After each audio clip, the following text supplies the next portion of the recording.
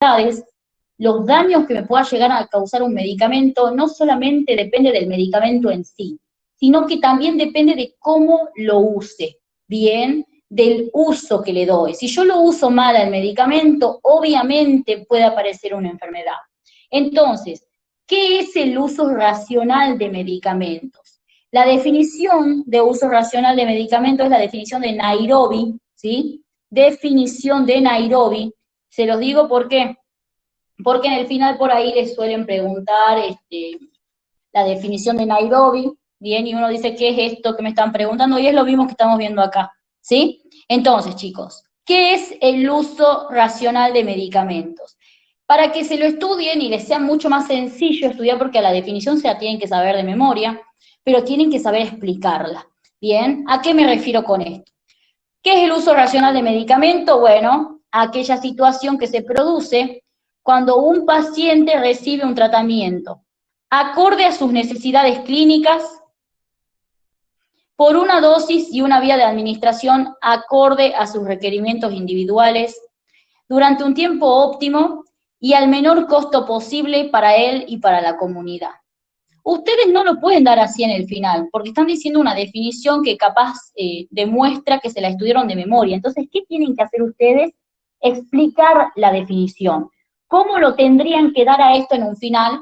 De la siguiente manera. Bueno, el uso racional de medicamentos es aquella situación que se produce cuando un paciente recibe un tratamiento acorde a sus necesidades clínicas. Es decir, que si este paciente, por ejemplo, tiene una faringitis viral, yo no le puedo dar un antibiótico. Si tiene una faringitis viral, ¿qué tipo de terapéutica será la ideal? Una sintomática. Una sintomática, ¿bien? ¿Para qué le voy a dar un antibiótico a este paciente si tiene una faringitis viral? No es acorde a sus necesidades clínicas, ¿bien? En cambio, si tuviera una faringitis estreptocócica, bueno, ahí sí tengo que priorizar el antibiótico para evitar que este estreptococo se disemine, ¿bien? Entonces, acorde a sus necesidades clínicas quiere decir, chicos, que yo siempre, para poder hacer un tratamiento, tengo que partir de un diagnóstico correcto. Si yo hago mal diagnóstico, hago mal tratamiento, ¿bien? Entonces, acorde a sus necesidades clínicas. Por ejemplo, un paciente que tiene una faringitis viral, no le puedo dar un antibiótico, porque no lo estoy ayudando, al contrario, lo puedo perjudicar. Segundo ítem, por una dosis y una vía de administración acorde a sus requerimientos individuales. ¿Qué quiere decir esto? Esto quiere decir que si, por ejemplo, el paciente es un niño, ¿sí? A un niño yo no le puedo dar, o cuando le voy a dar la dosificación, en el niño siempre se hace por kilogramo de peso, ¿bien? Yo no le puedo dar la misma dosis que a un adulto porque las diferencias farmacocinéticas son importantes, ¿sí? Entonces, en un niño, por ejemplo, no voy a dar la misma dosis de amoxicilina que le doy a un adulto. En el niño la dosis de amoxicilina la voy a calcular con el peso, ¿bien? La dosis de ibuprofeno la voy a calcular con el peso, ¿sí? Pero pongamos otro ejemplo más porque acá hay un montón de ejemplos para dar. Por ejemplo, eso es en una dosis acorde a sus requerimientos individuales, ¿sí? Pero pongamos otro ejemplo para hablar de vía de administración. Les pongo un contexto. Paciente hipertenso, cirrótico. Yo le prescribo un IECA, ¿no? Un inhibidor de la enzima convertidora de angiotensina. Les pregunto, ¿le darían enalapril a este paciente? En ese caso no, le tenés que dar enalaprilato. Porque no Bien, le doy un... Perfecto, ¿por qué? No le puedo dar por vía oral. No lo puede No metabolizar. puede biotransformar en realidad. Perfecto, muy bien, no lo podría biotransformar. Entonces, cuando yo hablo de que el tratamiento tiene que ser por una dosis y una vía de administración acorde a los requerimientos individuales, estoy diciendo que el tratamiento lo tengo que adecuar al contexto del paciente. Si es un niño, no le voy a dar la misma dosis que un adulto. Bien, voy a calcular las dosis por kilogramos de peso, que ya lo vamos a ver a eso en el taller, ¿sí? Si es un paciente que tiene hipertensión y es cirrótico, no voy a darle enalapril, le voy a dar enalaprilato, ¿sí? Si es un paciente que tiene una úlcera gástrica, ¿ustedes le darían un fármaco por vía oral? Un fármaco que no sea para las úlceras, sino para cualquier otra cosa. ¿Qué opinan? No. No. Perfecto. Si es un bebé, por ejemplo, ¿le darían, qué sé yo, un comprimido a un bebé? ¿Qué opinan? No. No. No. Bien, entonces, todo el tratamiento, no solamente el fármaco, sino la vía de administración, la dosis, la forma farmacéutica, yo la tengo que adecuar al contexto de mi paciente. Eso nos quiere decir el segundo ítem. Si yo agarro y puedo adecuar la dosis, la vía de administración y la forma farmacéutica al contexto de mi paciente, estoy haciendo un uso racional de medicamentos, ¿sí? Durante un tiempo óptimo. ¿Qué quiere decir esto, chicos? Por ejemplo, en los tratamientos o en las terapias con antiinfecciosos es sumamente importante seguir el tratamiento al pie de la letra y darle al paciente, o no cometer errores en la duración del tratamiento. ¿Por qué? Por ejemplo, la faringitis estreptocócica, bien la imagen que yo les mostré la otra vez. Faringitis por Streptococcus pyogenes. El Streptococcus pyogenes, si ustedes no lo tratan, puede diseminarse, provocar glomerulonefritis, ¿sí? Puede provocar fiebre reumática, o sea, puede provocar varias cosas importantes. Entonces, el tratamiento de la faringitis estreptocócica, el tratamiento con antibióticos dura 10 días, ¿sí? Si yo lo doy menos de 10 días, este estreptococo puede diseminarse, ¿sí? Si yo no completo el esquema del tratamiento, el estreptococo se puede diseminar. Yo no me aseguro de haberlo destruido por completo al estreptococo y haberlo eliminado del organismo. Bien, entonces, cuando yo hablo de duración del tratamiento, hablo que la duración tiene que ser óptima. Y cuando me refiero a que la duración del tratamiento tiene que ser óptima, me refiero, chicos, a que un día de menos en el tratamiento puede perjudicar al paciente, así como un día de más. Les comento otra cosa. Las benzodiazepinas, según la FDA, si las das por más de 30 días, me pueden generar adicción. ¿Sí? Si vos la das por más de 30 días al alprazolam, te genera adicción. Bien, entonces, todo esto, cuando hablamos de tiempo, hay que siempre estar controlando de no dar de más o de menos, porque esto forma parte del uso racional. Si yo como psiquiatra agarro y le prescribo a mi paciente con trastorno de pánico, le prescribo, no sé, cualquier benzodiazepina, ¿bien? Y le prescribo esto por más de 30 días, pues ya van 3 meses que el paciente va tomando. Después el paciente va a manifestar crisis de ansiedad, pero por el síndrome de abstinencia que va a tener. Y va a sentir que jamás se cura, o que jamás se va a sentir bien, jamás va a sentir tranquilo realmente qué es lo que yo quiero lograr. Entonces hay que tener cuidado con el tiempo. Con las enfermedades infecciosas pasa lo mismo. Si yo doy de menos el tratamiento, corro el riesgo en el caso de, por ejemplo, la faringitis por Streptococcus pyogenes, ¿sí? Tengo el riesgo acá de que se disemine. Bueno, una infección urinaria baja, bien, si yo no doy el tratamiento con la duración que tiene, esas bacterias que están colonizando ahí pueden ascender hacia el riñón, ¿sí? Entonces, miren qué importante es la duración del tratamiento para hacer un uso racional. Ni de más ni de menos, lo justo y necesario para cada paciente. Cuando hablamos de uso racional, hablamos de adecuar el tratamiento al paciente, ¿sí? Y miren el último ítem, importantísimo, chicos, al menor costo posible para él y para la comunidad. A mí no me sirve de nada, lo mismo que les dije la otra vez, a mí no me sirve de nada agarrar y prescribirle un fármaco carísimo al paciente si no lo puede pagar. Bien, no estoy haciendo un uso racional. Yo le tengo que prescribir al paciente el tratamiento más accesible para él.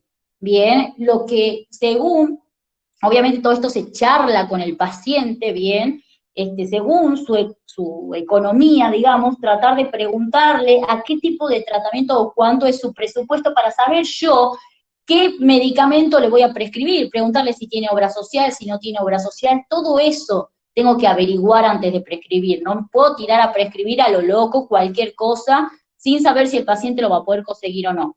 Porque si no lo puede conseguir, lamentablemente el tratamiento no va a funcionar, ¿sí? Obviamente hay excepciones, hay fármacos o hay enfermedades, mejor dicho, que por ahí tienen un solo tratamiento y el tratamiento es carísimo. Esas son excepciones. Pero si yo tengo un paciente con hipertensión arterial, por ejemplo, y en vez de prescribirle enalapril, le prescribo lisinopril, ¿sí? El lisinopril es más caro que el enalapril, ¿bien? El enalapril es un medicamento esencial, ya lo vamos a ver la clase que viene, y es un medicamento que es accesible, ¿sí? Entonces, es importante también conocer qué fármacos son accesibles en el mercado, ¿bien? Y conocer también el presupuesto de mi paciente, ¿sí? Entonces, todo esto que les acabo de nombrar forma parte de un uso racional, como les digo. Es importante saber de clínica, saber hacer un correcto interrogatorio, tratar de sacarle la mayor parte de información posible a mi paciente. Es importante no solamente saber escoger el fármaco, sino escoger la dosis, la vía, tratar de escoger todo lo que es la forma farmacéutica, ¿bien? Tratar de no dar de más ni de menos el tratamiento en cuanto a tiempo, y obviamente tratar de siempre asegurarnos que el tratamiento sea accesible para el paciente, ¿bien? Entonces, cuando ustedes den la definición esta de Nairobi, lo que tienen que hacer es explicar cada uno de los ítems, ¿sí? Entonces, ¿cuándo haríamos un uso irracional, por ejemplo? Cuando tenga un paciente con gripe y le doy antibióticos, ¿sí? Obviamente que en la gripe, si hay una sobreinfección bacteriana, bueno, ahí sí, bien, o sea, siempre hay excepciones, digamos, pero para la gripe en particular el antibiótico no me sirve para nada. ¿Por qué? Porque no es acorde a sus necesidades clínicas, ¿bien? Enalapril a un hipertenso con alteraciones hepáticas, no me sirve, porque nunca el enalapril se va a activar. Acá le tengo que dar enalaprilato directamente, ¿sí? Después, prescribir un medicamento, acá les explico este ejemplo, miren lo que dice. Prescribir un medicamento con un corto intervalo interdosis a un paciente con insuficiencia renal. ¿Qué quiere decir esto?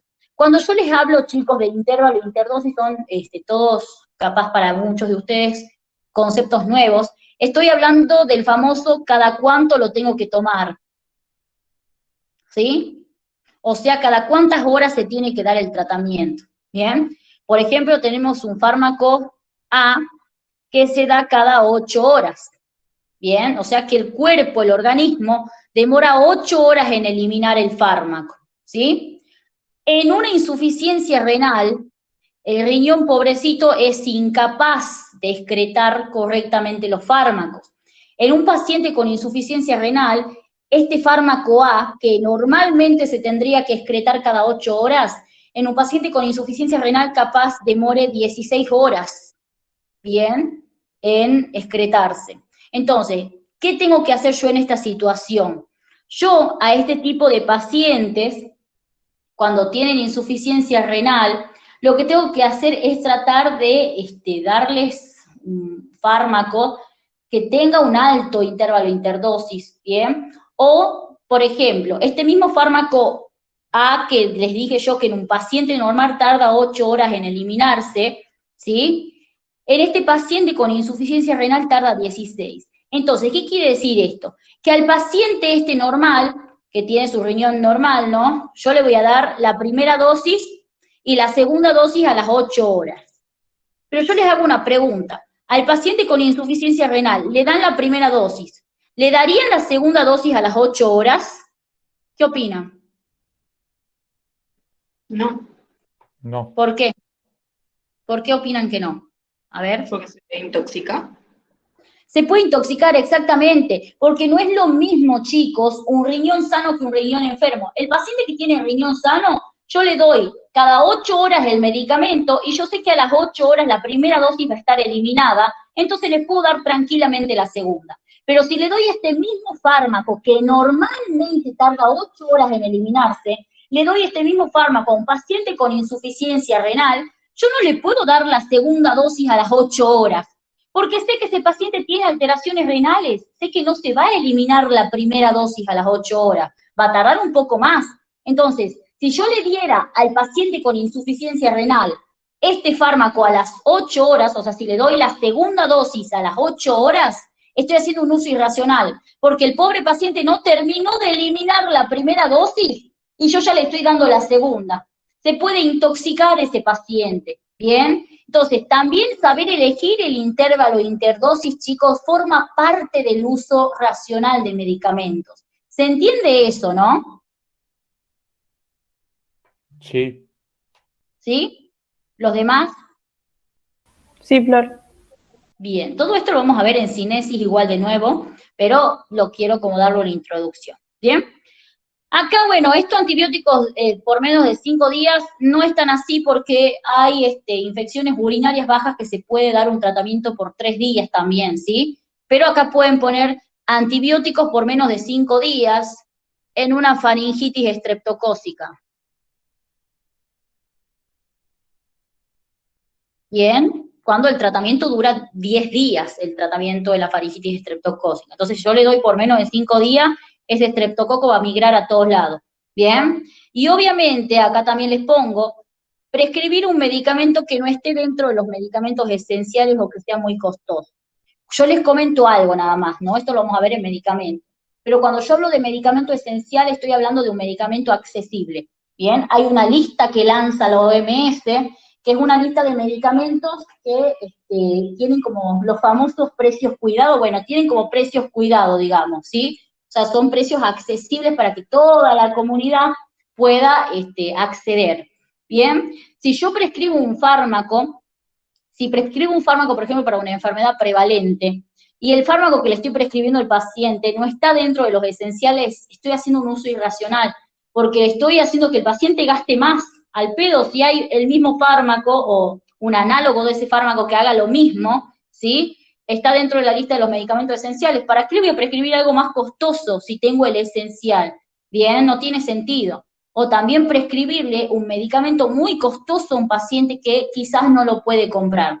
Todos estos ejemplos de esta diapositiva son ejemplos de uso irracional de medicamentos, ¿bien? Es todo lo contrario a lo que dijimos en la diapositiva anterior.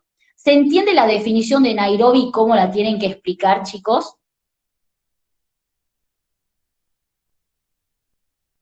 Sí, Flor. ¿Sí? Sí. ¿Los demás? Es un tema no negociable, por eso los voy a joder con que me digan. ¿Se entiende? Flor. Perfecto. Bien, perfecto. Bueno, veamos, ¿cuáles son entonces los objetivos? ¿Para qué quiero yo hacer un uso racional del medicamento? Primero que nada, chicos, cuando yo hablo de hacer un uso racional, recordemos que lo que busco es tratar de no perjudicar a mi paciente, ¿sí? Entonces, uno de los principales objetivos sería minimizar las RAMs. Recuerden que RAMs son reacciones adversas medicamentosas. ¿Bien? Maximizar la eficacia. ¿Qué quiero decir con maximizar la eficacia? Tratar de obtener el mejor resultado posible, ¿bien? El mejor resultado posible, o sea que el tratamiento sea tan eficaz que el paciente pueda, por ejemplo, si es una enfermedad que tiene cura, curarse rápido, bien, y sin secuelas, bien, en lo posible. Porque muchas veces los medicamentos son los que nos dejan secuelas, ¿sí? Entonces hay que tener cuidado. Minimizar los costos, esto es importantísimo. El uso racional de medicamentos busca tratar de que toda la población o la mayoría pueda acceder a un tratamiento y porque tienen derecho, obviamente, a la salud. Entonces, el uso racional con la lista de los medicamentos esenciales, ¿sí? Ya vamos a hablar cuando hablemos mañana de medicamentos, vamos a ver lo que es el programa Remediar, sí, que lo preguntan mucho, es un programa que se hace, bueno, en Argentina, y lo preguntan en los exámenes, ¿bien? Básicamente, el objetivo del uso racional con la lista de los medicamentos esenciales es disminuir los costos, y la palabra clave es accesibilidad, ¿sí? Para que todos puedan acceder al tratamiento o la mayor parte de la población. Obviamente, respetar la decisión del paciente. Esto es sumamente importante, chicos. ¿Por qué? Porque yo no puedo tener, ya lo vamos a ver en terapéutica razonada, si nos alcanza el tiempo la vemos hoy, si no mañana, pero lo que yo tengo que entender acá es una cosa. Yo tengo que estar preparado para todo. Es decir, yo no puedo obligarlo al paciente a que tome determinado fármaco, ¿bien? Eso es algo muy importante para tener en cuenta. ¿Por qué? Porque muchas veces el paciente no quiere hacerlo. Obviamente yo tengo que intentar persuadirlo siempre con respeto y sin juzgar, tratar de explicarle todos los pros y los contras de que el paciente acceda al tratamiento. Pero si la respuesta es no, un no rotundo, yo como médico tengo que conocer alternativas terapéuticas para este paciente, ¿sí? Entonces yo no puedo solamente en mi mente, por ejemplo, me llega un paciente con hipertensión, ¿bien? Yo no puedo nada más en mi mente tener la terapéutica farmacológica y no conocer que quizás este paciente no quiere tomar ningún fármaco, entonces yo puedo decirle, bueno, señor, haga dieta y le hago una interconsulta con un nutricionista, bien, y le hacemos una dieta adecuada para la hipertensión arterial, bien, entonces yo tengo que conocer siempre otros tipos de terapéuticas, otro tipo de terapéutica. ¿Para qué? Porque si el paciente no quiere uno, y yo no sé más que ese, disculpando las palabras, quedo en bolas, digamos, ¿bien? O sea, no lo podría, no lo podría ayudar. Entonces, uno siempre tiene que conocer alternativas terapéuticas, eso forma parte del uso racional también y de una buena prescripción. El paciente no quiere tomar ninguna enalapril, bueno, el señor no quiere tomar fármacos, ¿qué hago? Bueno, le hago una dieta baja en sodio, bien, le digo que haga ejercicio, que camine por lo menos 30 minutos por día, bien, entonces le hago dieta, ejercicio, o sea, busco alternativas. Le recomiendo al señor, si está obeso, si le saco el IMC, si está obeso, le recomiendo que haga ejercicio, lo recomiendo con un nutricionista, o sea, lo ayudo de otra forma, ¿sí? Porque siempre debo respetar la decisión del paciente. Obviamente, como les dije anteriormente, yo no puedo obligarlo, pero tampoco puedo no intentar convencerlo. Siempre tengo que intentar convencerlo, si yo sé que es lo mejor para el paciente, tengo que tratar de ayudarlo, de convencerlo, de persuadirlo, pero con respeto. Y si su respuesta, después que yo le expliqué los beneficios que tendría y los contras, ¿sí? Bueno, en ese caso yo obviamente, bueno, ya no puedo hacer nada. Obviamente que el ejemplo de la hipertensión es un poco, no sería el justo acá porque hay diferentes grados de hipertensión. Quizá en una hipertensión primaria, ¿sí? El paciente, bueno, con dieta puede sobrellevarse, pero ya si es una terciaria, bueno, ahí ya lamentablemente tengo que buscar otras alternativas, ¿sí? Pero eso no importa. Lo que me interesa a mí acá es que ustedes sepan que siempre hay que respetar la decisión del paciente, ¿sí? ¿Alguien preguntó algo? También se aplicaría, por ejemplo, me viene un paciente que es testigo de Jehová y tengo que hacerle una operación, la cual supuestamente le tendría que transfundir sangre. Sería bueno saber que también puedo usar expansores del plasma, ponerle en ese caso, digamos. Exactamente, exactamente. Eso está excelente tu ejemplo. Como, bueno, los chicos que por ahí no cursaron fármaco todavía, los expansores del plasma, por ejemplo, si es un paciente que sufrió una hemorragia importante y perdió mucha sangre, quizá no quiere una transfusión, bien, y para aumentar la volemia quizá pueda usar como alternativa un expansor plasmático. No va a ser lo mismo claramente, pero lo puede ayudar un toque, ¿sí? Entonces está muy bueno eso. En ese caso también, o sea, yo tengo que tratar de convencerlo, pero si no, tengo que buscar una alternativa y tengo que conocer alternativas de todos los tratamientos, siempre tengo que conocer alternativas, ¿sí? Está claro todos los objetivos, ¿no?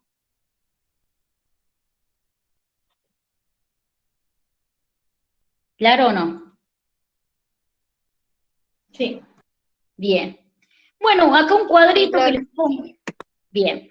Les pongo este cuadrito. El cuadrito dice algo importante, que obviamente para hacer un uso racional de medicamentos yo tengo que partir de un diagnóstico correcto. ¿Qué quiere decir esto, chicos? Que si yo hice un diagnóstico cualquiera, digamos, capaz que le termino dando al paciente, no sé, qué sé yo, un tratamiento para una enfermedad porque me equivoqué en el diagnóstico y ese señor tenía otra cosa, ¿bien? Entonces, para poder hacer un uso racional del medicamento, siempre tengo que partir de un diagnóstico correcto, ¿bien? Entonces, ¿Cuáles son los parámetros del uso racional? El uso racional de medicamentos tiene varios parámetros que hay que tener en cuenta. A veces no se los toman como parámetros, sino que a veces se los pueden tomar como características, ¿sí? Pero cuando nosotros hablamos de seleccionar un medicamento, siempre tengo que utilizar medicamentos que hayan demostrado que son eficaces, que son seguros, ¿bien? O sea, esto es medicina basada en la evidencia. Yo tengo que usar medicamentos que en las fuentes de información me hayan demostrado que tienen eficacia. No voy a usar cualquier cosa, ¿sí? Entonces, yo siempre cuando tengo que seleccionar un medicamento, esta selección tiene que estar sustentada, ¿bien? En evidencias, chicos, evidencias que me digan o que me informen acerca de qué, de la eficacia, de la efectividad, de la eficiencia, de la seguridad, de la conveniencia y del costo, ¿sí? Veamos primero qué es la eficacia. Voy a cambiar el colorcito. Bien, la eficacia, chicos, es el grado de beneficio que obtengo de un determinado grupo de medicamentos ante un determinado problema de salud de una población. Esa es una definición. Para los chicos de la UNTI de la San Pablo, a la doctora Unías, ¿sí?, les gusta otra definición que es un poco más corta, que dice que es el grado de beneficio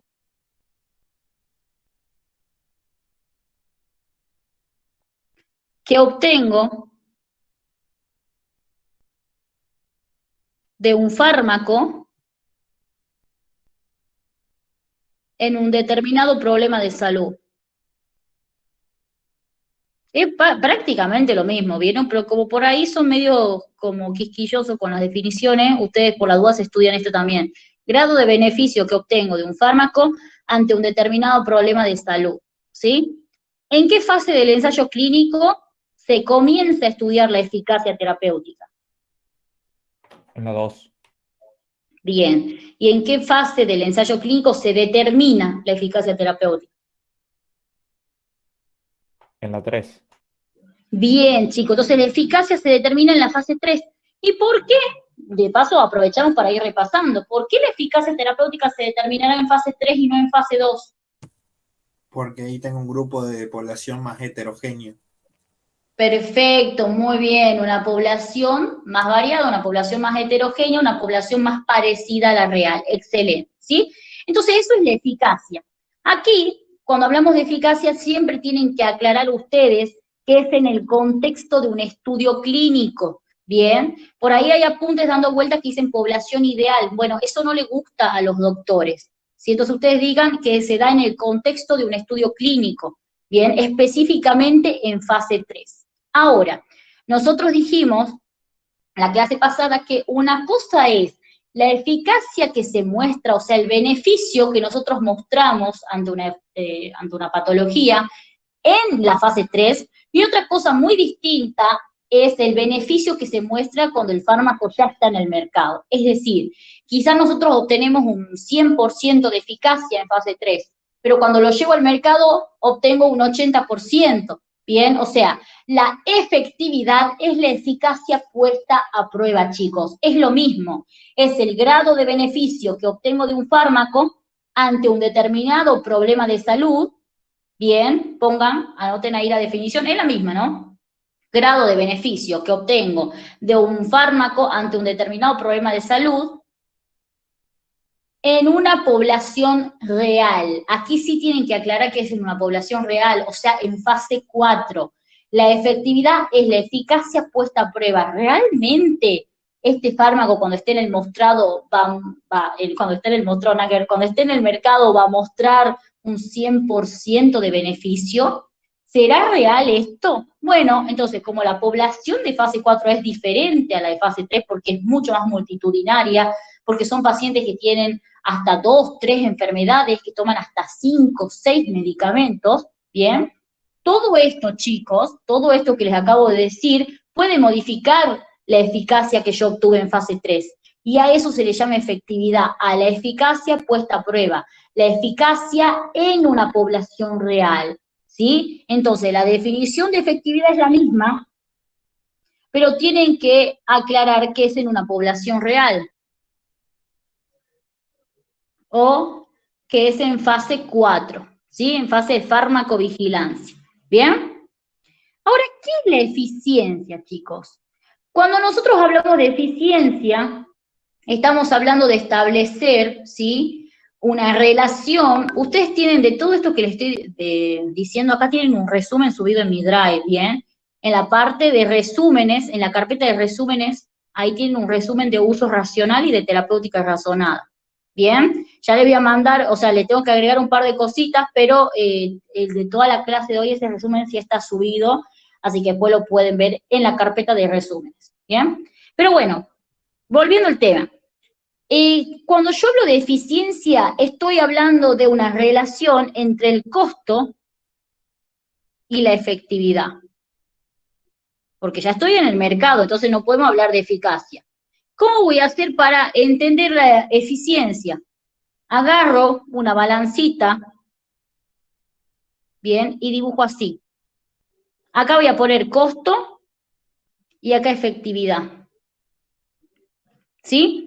Si la balancita, chicos, tira para este lado, ¿qué quiere decir que tire para este lado? Que la balancita quede así, miren. Efectividad. Menor costo.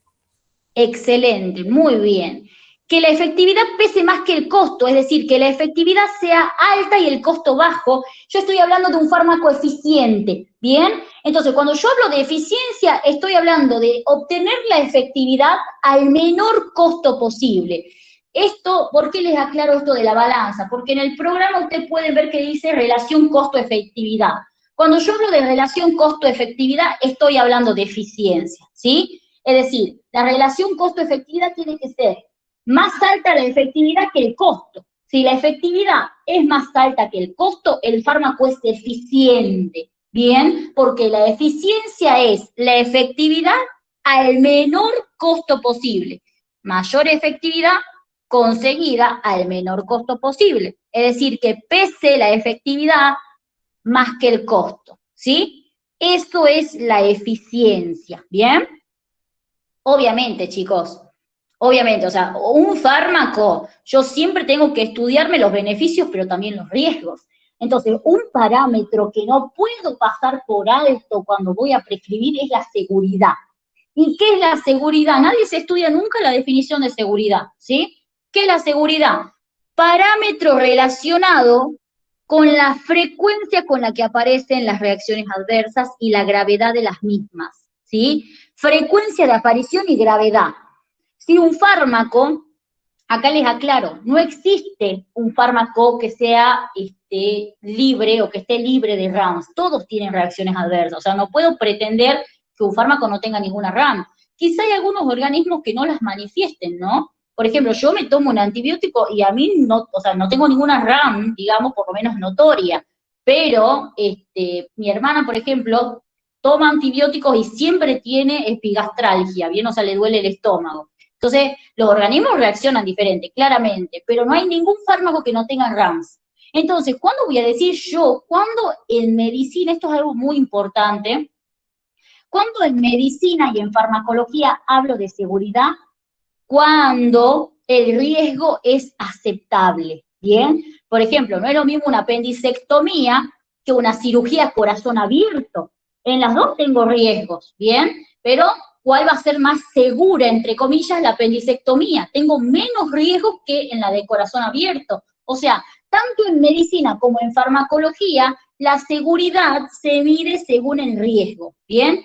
En farmacología decimos que un fármaco es seguro si su riesgo es aceptable. ¿Qué quiere decir un riesgo aceptable? Por ejemplo, que me cause diarrea, ¿sí? Una diarrea tan leve, obviamente, ¿no? O que me cause, qué sé yo, una erupción cutánea leve.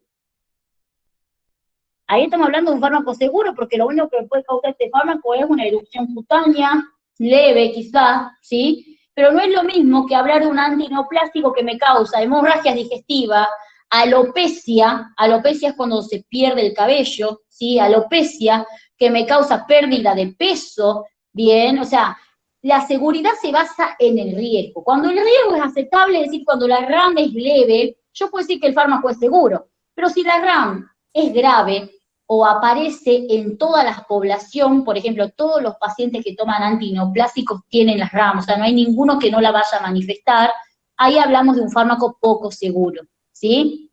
Entonces, Sí, y también lo podemos poner a nivel comunidad, por ejemplo, que la vacuna de sarampión produce, en un caso de 1.000.000, una encefalitis.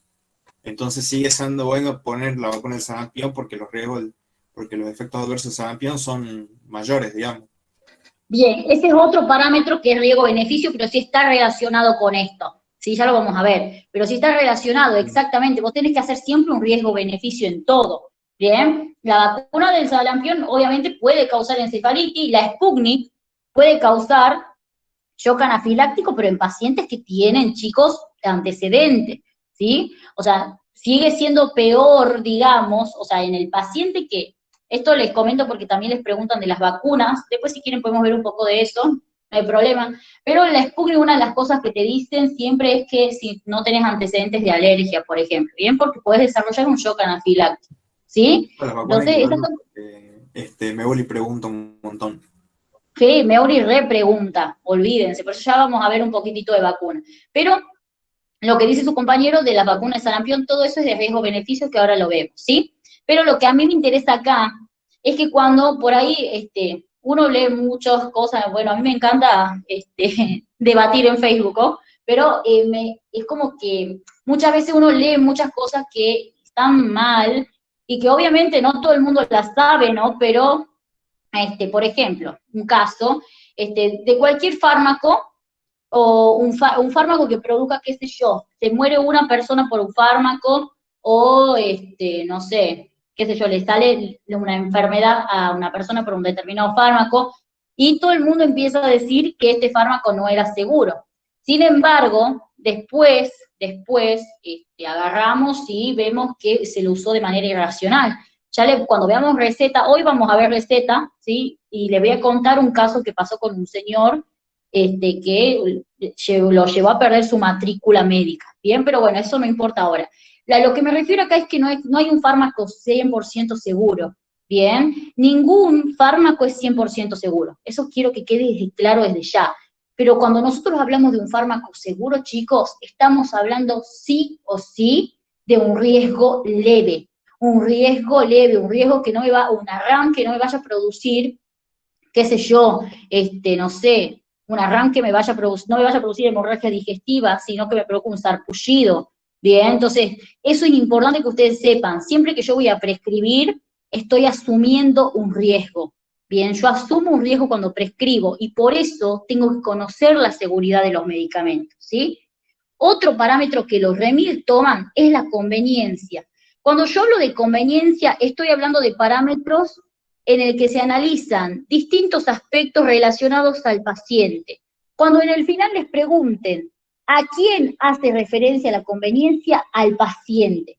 Parámetros de quién estudia la conveniencia del paciente. O sea, lo que hace básicamente la conveniencia, cuando hablamos de conveniencia, su mismo nombre los dice, es si este tratamiento le conviene o no al paciente, ¿bien? Son parámetros relacionados al paciente que pueden modificar el efecto farmacológico o la adherencia al tratamiento. Por ejemplo, perfil farmacocinético, ¿bien?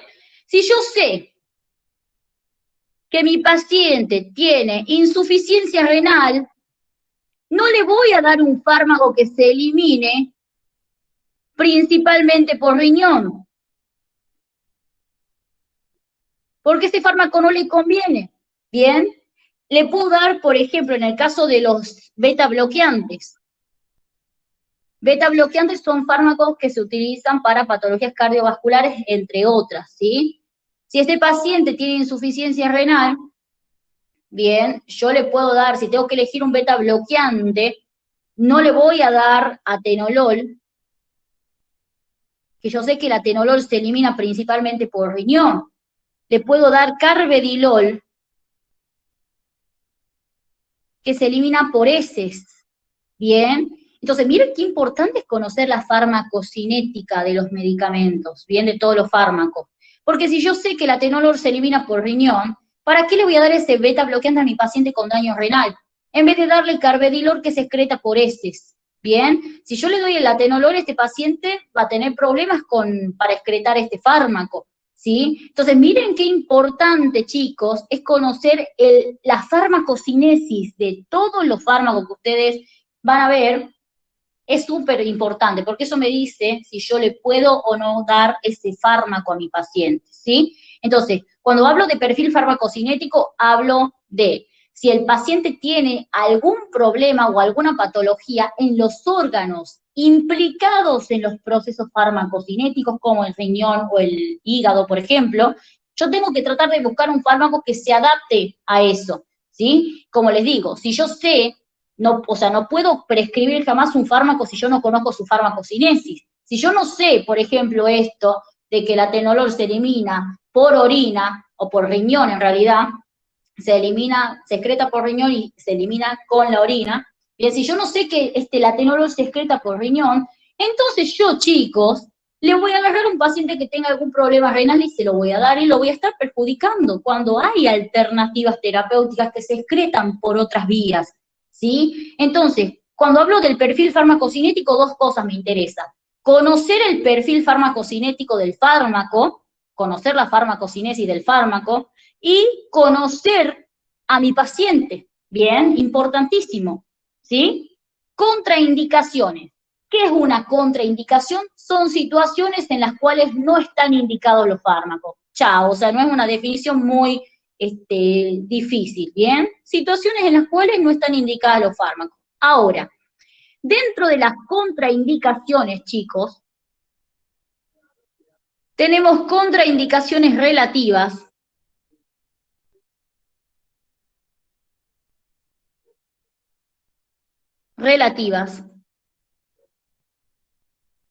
Y contraindicaciones absolutas. Cuando yo hablo de una contraindicación relativa, estoy hablando, chicos, de que no se debería dar el fármaco a este paciente, pero que si lo hago, lo tengo que hacer con ciertos cuidados. Por ejemplo, los mejores ejemplos que pueden dar acá son los fármacos en el embarazo, ¿sí? Hay una clasificación de la FDA, que la veremos mañana en medicamentos, que nos clasifica los fármacos desde la A, B, C, D y X, ¿bien? Nos clasifica los fármacos así. Les comento ahora, pero mañana lo vemos bien. A y B son los que sí se pueden dar en la embarazada. C y D son los que tienen contraindicaciones relativas. Y X es el que tiene contraindicación absoluta, ¿sí? ¿Qué quiere decir esto? Que los C y D no se deberían dar, están contraindicados, al menos que exista o que el peligro que corra la madre sea mayor que el daño fetal, ¿sí? Que el peligro que corra la madre sea mayor que el daño que este fármaco le puede producir al feto. ¿Bien? Entonces, ¿qué es lo que me interesa acá que entiendan? Que una contraindicación relativa,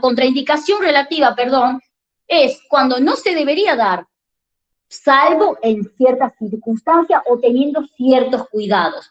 Los fármacos de clase C y D ahora no interesan, eso lo vemos en desarrollado mañana, ¿sí? Lo vemos desarrollado mañana con ejemplos y todo, pero ahora quiero que entiendan el ejemplo de la contraindicación.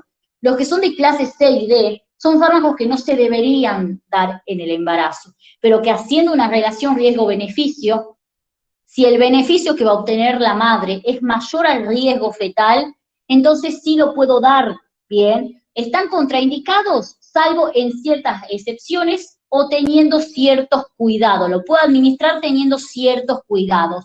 Eso es una contraindicación relativa. Una contraindicación absoluta es cuando bajo ninguna circunstancia yo voy a dar este fármaco. Los fármacos de clase X, como por ejemplo la talidomida. La talidomida es un fármaco que, bueno, se usa para muchas cosas. Por ejemplo, les comento, se lo daba en las embarazadas antes para, como antiemético, bien, para disminuir los vómitos y demás. Y también sirve en algunos tumores la talidomida como inhibidor de la angiogénesis, o sea, como inhibidor de la neovascularización que tienen los tumores, ¿vieron? Bueno, la talidomida sirve para varias cosas, pero, ¿qué pasa? La talidomida causa malformaciones fetales, ¿sí? Entonces, la talidomida antes se lo daba en las embarazadas, pero después se demostró que causaba malformaciones fetales. Ahora la talidomida es un fármaco de clase X, bajo ninguna circunstancia, es una contraindicación absoluta. La paciente está embarazada, no le doy talidomida, ¿bien? No hay ningún riesgo-beneficio acá que importe, no le doy talidomida, es contraindicación absoluta, ¿sí? ¿Se entiende lo que es contraindicación absoluta y relativa? Esto lo pregunta el doctor Gerván, ¿no? Sí, quiero que esté claro. Sí, Flor. ¿Sí? Bueno, perfecto. Bueno, y otro, a ver, cuando les preguntan los parámetros de la conveniencia son estos tres, ¿no? No se olviden. Bien. Y el tercer, perdón, cualquier número, el tercer parámetro de la conveniencia son las interacciones medicamentosas, chicos. Yo tengo que saber las interacciones que tienen los fármacos, porque de esa forma yo puedo saber si el fármaco que estoy pensando en prescribirle al paciente le va a servir o no. Por ejemplo, si es una paciente que me llega, yo soy uróloga, supongamos, ¿no? Y me llega con una infección urinaria, ¿no? Una infección urinaria baja, supongamos. ¿Bien? Y yo le estoy por prescribir, qué sé yo, hay un montón de tratamientos, pero le estoy por prescribir un fármaco, un antibiótico de amplio espectro. Amplio espectro, les comento qué quiere decir, que cubre a la mayor cantidad o a todos los microorganismos, ¿sí?, que puedan estar causando esta enfermedad. Amplio espectro, ¿bien? ¿Qué pasa acá? Me llega esta paciente, yo como médico le tengo que preguntar siempre a la paciente, ¿usted tiene una pareja sexual? ¿Por qué? Porque si está tomando anticonceptivos, ¿sí? Si la paciente está tomando anticonceptivos orales, los antibióticos, no todos, algunos, ¿bien? Pueden disminuir el efecto del anticonceptivo oral. Algunos, ya vamos a ver por qué cuando veamos distribución, ya vamos a ver por qué, pero pueden disminuirlo. Hay muchos mecanismos por el cual esto puede ocurrir, ¿bien? El tema es que acá, para hacer un uso racional, yo le tengo que decir que en estos días que ella va a estar con el tratamiento para la infección urinaria, use un anticonceptivo de barrera. Por las dudas, no le tengo que decir deje de tomar el anticonceptivo. Tome el anticonceptivo como lo viene tomando siempre, pero utilice un método de barrera cuando vaya a tener una relación sexual. ¿Bien? Entonces, ¿qué quiere decir esto, chicos? Que yo tengo que saber que el anticonceptivo oral interacciona con algunos antibióticos. ¿Bien? Tengo que conocer esa interacción, ¿para qué? Para poder hacer un uso racional. Para saber que si mi paciente está tomando anticonceptivos orales y yo le tengo que prescribir un antibiótico, decirle que use un método de barrera en esos días. Jamás se le dice que deje de tomar el anticonceptivo. Eso no, lo sigue tomando, bien, pero siempre con un método anticonceptivo de barrera de por medio, ¿sí? Entonces, las interacciones medicamentosas son importantísimas, porque a veces me van a llegar pacientes a la consulta que estén tomando otros medicamentos. Y si yo no sé, si yo no conozco si el fármaco que yo estoy por prescribir interacciona con esos medicamentos, si yo no tengo idea de interacciones medicamentosas, capaz que le prescribo un fármaco y después veo que el paciente no mejoró nada. Y era porque estuvo tomando ese paciente otro medicamento que me disminuyó todo el efecto del fármaco que yo le prescribí. ¿Bien? Entonces, conocer las interacciones medicamentosas, ¿para qué me sirve? Para saber que si mi paciente está tomando un medicamento, yo tratar de prescribirle uno que no interaccione. O en el caso de todo lo que es la salud sexual y reproductiva, ¿bien? En ese caso, poder darle a los pacientes la mejor ayuda posible, ¿bien? Y tratar de evitar embarazos no deseados, ¿no? Entonces, siempre yo tengo que conocer las interacciones medicamentosas y ver qué le conviene más a mi paciente, ¿sí? Todo eso, chicos, entra dentro de la conveniencia. Conocer al fármaco y conocer al paciente, importantísimo. ¿Sí? Está clara la conveniencia, no porque la toman y nadie la estudia jamás. No sé por qué nunca la estudian a la conveniencia, pero quiero saber si está clara, si tienen alguna duda. No, Flor. Bien. ¿Los demás? Todo bien. No, Bien. ninguno, Flor, quedó claro. Perfecto. Bien. Bueno, en cuanto al costo, chicos, ya sabemos, o sea, el costo es otro parámetro que hay que tener en cuenta para hacer un uso racional, ¿sí? Y cuando hablamos de costo, estamos hablando del gasto monetario que implica el uso del medicamento. Yo siempre me tengo que asegurar que el tratamiento que yo estoy por hacer sea accesible. ¿Bien? Entonces, esos son los parámetros. Cuando yo hablo de parámetros del uso racional, estoy hablando qué parámetros tengo que tener en cuenta a la hora de seleccionar un medicamento. ¿Qué tengo que tener en cuenta yo? La eficacia, la efectividad, ¿sí? La seguridad, la eficiencia, la conveniencia y el costo. Les hago una pregunta. ¿De dónde puedo obtener yo información sobre la eficacia y seguridad de los fármacos? De los vademecum, de las fuentes, que son fuentes terciarias, si no me equivoco, y si no de las fuentes primarias, como el de la OMS. Perfecto, o sea, de fuentes de información, ¿sí? Excelente, muy bien. Entonces, esos son los parámetros. Recuerden, cuando hablamos de parámetros del uso racional, estamos hablando de qué tengo que tener en cuenta a la hora de seleccionar un fármaco. A la hora de seleccionar un fármaco tengo que tener en cuenta. Se lo pueden preguntar así, por eso les digo, nadie les va a decir en el final, hábleme de los parámetros del uso racional. No se lo van a poner así tan fácil, le van a decir, ¿qué tendría que tener en cuenta usted, señor, para seleccionar un medicamento de forma racional? Si les preguntan así, usted tiene que decir, bueno, yo tendría que tener en cuenta la eficacia, la seguridad, la conveniencia y el costo. Esos son los 4 principales, ¿no? Eficacia, seguridad, conveniencia y costo. Eso es lo principal. Pero también tengo que tener en cuenta la efectividad y la eficiencia, ¿sí? Y aquí, antes de pasar a la otra diapositiva, les quiero explicar un poquito. Voy a usar esta. No, acá mismo lo voy a hacer. Les quiero explicar un poco de qué es la relación riesgo-beneficio que les aparece ahí en el programa. Es algo de lo que dijo su compañero, ¿bien? Cuando nosotros hablamos de relación riesgo-beneficio, vamos a hacer 2 balancitas. En una, vamos a poner riesgo de la enfermedad,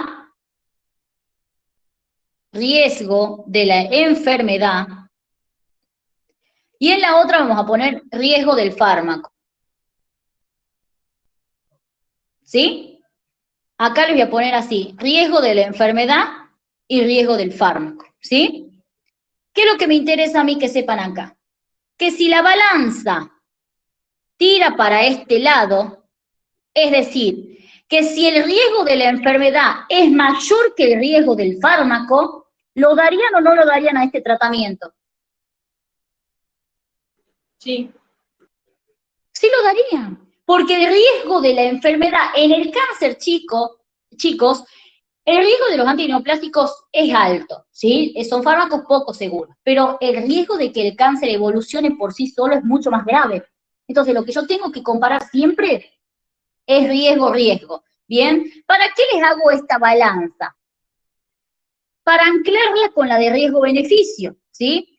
Si el riesgo de la enfermedad es mayor que el riesgo del fármaco, es lo mismo que decir que el beneficio que voy a obtener es mayor que el riesgo, ¿sí? Cuando yo hablo de relación riesgo-beneficio, estoy hablando de comparar los beneficios que voy a obtener con el tratamiento, ¿bien? Y los riesgos del tratamiento. Riesgos y beneficio del tratamiento. En un cáncer, el beneficio de los antineoplásicos es mayor que el riesgo que tienen, ¿sí? Porque yo sé que si no doy el antineoplásico, quizá el paciente tenga una sobrevida de 2 años, ¿bien? En cambio, si yo le doy el antineoplásico, si le hago la quimioterapia, el paciente capaz que tenga una sobrevida de 10 años, ¿sí? Entonces, miren qué importante es tener en cuenta esto. Cuando hablo de riesgo-beneficio, hablo de comparar el beneficio del tratamiento con el riesgo del tratamiento.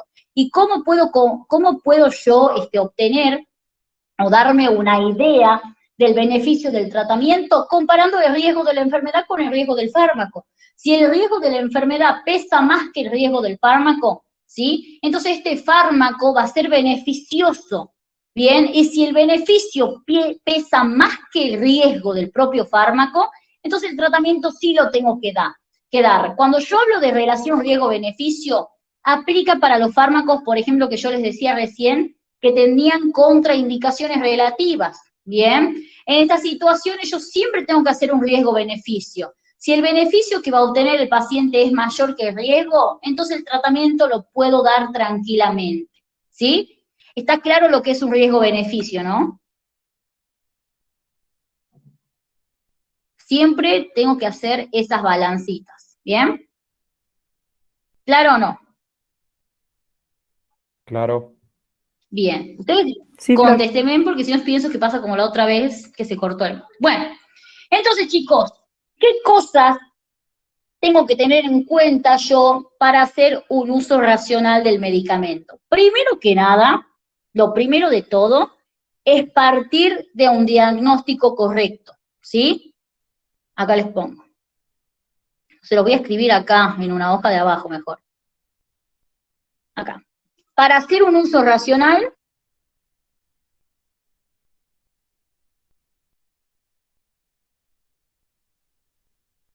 debo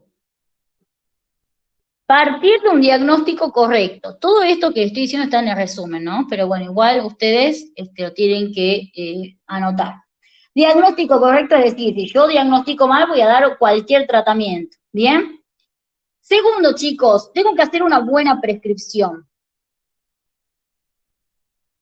Cuando yo hablo de hacer una buena prescripción, estoy hablando no solamente de saber elegir el fármaco, sino que también estoy hablando de saber hacer una receta, ¿bien? Saber comunicarle al paciente lo que le quiero decir, o sea, lo que le estoy prescribiendo. Yo no le puedo decir, señor o señora, agarro el papelito, la receta, le doy la receta y no le digo más nada, ¿bien? No le expliqué ni cómo lo tiene que tomar, no le expliqué si es por las mañanas, si es por las noches, con qué tipo de comidas.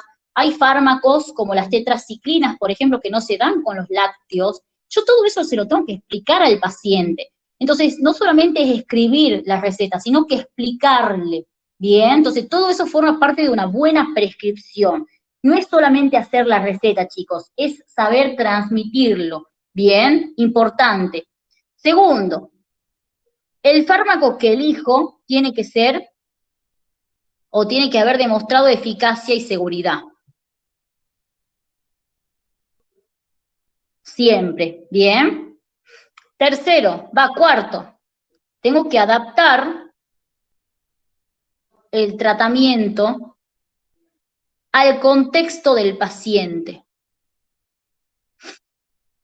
Adaptar el tratamiento al contexto del paciente. ¿Qué quiere decir esto? Que si es una paciente, por ejemplo, que yo sé que está embarazada, hay fármacos que no les voy a poder dar y tengo que buscar una alternativa, ¿sí? Entonces, siempre adaptar el tratamiento al contexto del paciente. Y cuando hablo de esto, no solamente hablo de adaptar el fármaco, sino adaptar la vía de administración, la forma farmacéutica, la dosificación, ¿sí? Todo esto tengo que saber yo adaptarlo a mi paciente, ¿bien? Y obviamente, chicos, brindar instrucciones, aunque esto entra dentro de la buena prescripción, pero siempre tengo que dar instrucciones. De esta forma yo estoy haciendo, ¿sí?, un uso racional del medicamento. Y bueno, no nos olvidemos de monitoreo. ¿Sí? Yo tengo que hacerle un control al paciente para ver si este tratamiento realmente está funcionando. Si yo tengo un paciente epiléptico al que le puedo prescribir ácido valproico, por ejemplo, el ácido valproico es un antiepiléptico, antimigrañoso, antipsicótico, sirve para todo básicamente, ¿bien? Bueno, ese fármaco puede tener a largo plazo efectos tóxicos a nivel hepático, ¿sí? Entonces, si yo soy neurólogo y le prescribo a mi paciente ese fármaco y lo viene tomando ya hace unos 6 meses, yo le tengo que pedir dosaje de enzimas hepáticas, ¿bien? O sea, sí o sí. Entonces, todo eso del control forma parte de un uso racional, ¿bien? Si yo sé que le estoy dando al paciente un fármaco que puede tener o puede causar daño hepático, bien, yo le tengo que controlar las enzimas hepáticas por lo menos cada 6 meses, ¿sí? Entonces, miren qué importante es el control. No solamente el control se debe hacer para ver si el tratamiento está funcionando, sino que también tengo que hacer un control para ver si el tratamiento no me está dañando al paciente, ¿bien? Entonces, todo esto que les acabo de decir forma parte de un uso racional. Está claro, ¿no? Así ya pasamos a receta.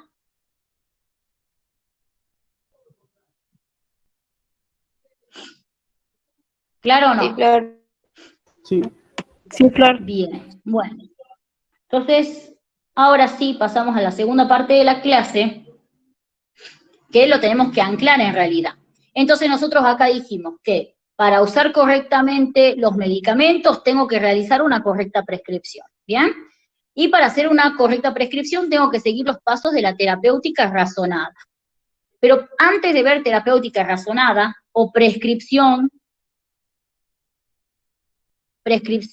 racional, yo tengo que saber qué es prescripción, qué es prescribir, ¿bien? Cuando yo hablo de prescripción, es lo mismo que hablar de receta, ¿sí? Prescripción es un sinónimo de receta. Ahora, es diferente hablar de recetario, ¿bien? La prescripción y la receta son considerados sinónimos, ¿sí? Desde ya.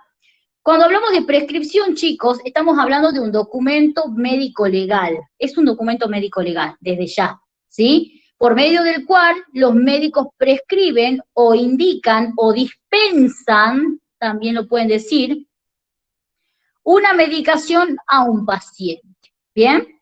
Prescripción y receta suelen considerarse sinónimos, pero recetario es otra cosa. ¿Qué es un recetario? Un recetario, chicos, es el papel donde se extiende la receta. En otras palabras, cuando hablamos de recetario estamos hablando del papelito donde yo voy a hacer la receta o la prescripción. ¿Bien? Entonces, el recetario es el papel donde se extiende la receta. ¿Bien? Y existen varios tipos de recetarios que tenemos que conocer. Dentro de los tipos de recetarios vamos a tener al recetario individual, al recetario institucional, ya los vemos a cada uno, al recetario de las obras social, al recetario oficial. Pero antes de entrar a ver cada uno de estos tipos de recetarios, primero lo que yo tengo que saber es cuáles son las partes de una receta, ¿sí? Entonces pongan ahí,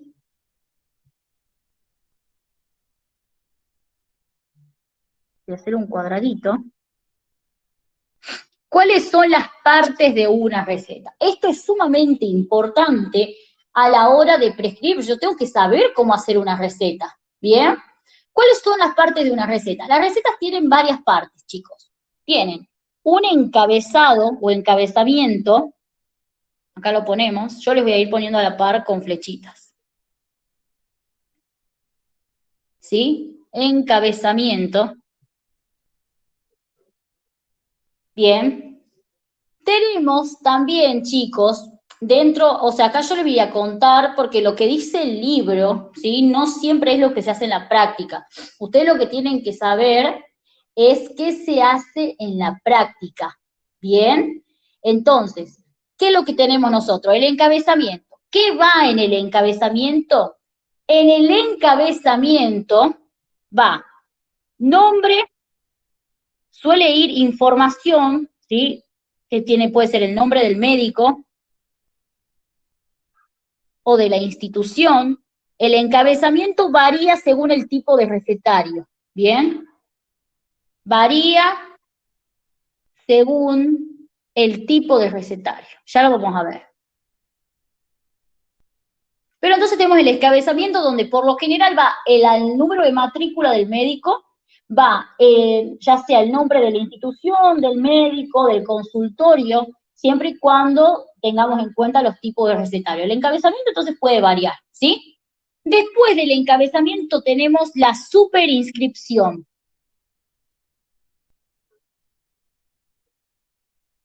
En la superinscripción va un simbolito que seguramente lo vieron mucho, que significa dispénsese. Bien, dispénsese.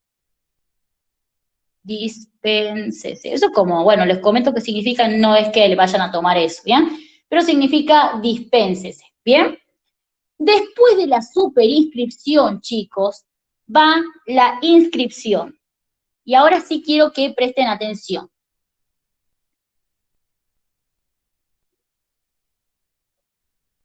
En la inscripción vamos a poner el nombre del medicamento, el nombre genérico. Ya vamos a ver más adelante qué es el nombre genérico. ¿Sí? Cuando hablamos, les explico básicamente, cuando hablamos del nombre genérico, hablamos del nombre del medicamento por el cual es reconocido a nivel mundial, ¿sí? Y eso es un nombre genérico. Así se lo conoce, por ejemplo, al paracetamol se lo conoce como paracetamol a nivel mundial. Es un nombre justamente para que en todos lados se llame igual y vos lo puedas comprar en todos lados, ¿sí? Básicamente eso. Pero cuando veamos mañana medicamento vamos a entrar en detalle. Va, el nombre del medicamento que tiene que ser el genérico. Esto puede variar, ahora no importa. Chicos, el nombre del medicamento, y aquí puede ir la dosis o presentación. Ya les voy a explicar qué quiere decir dosis o presentación. Bien, dosis o presentación. Ya vamos a ver después. Todo eso va en la inscripción. Después tenemos la subinscripción.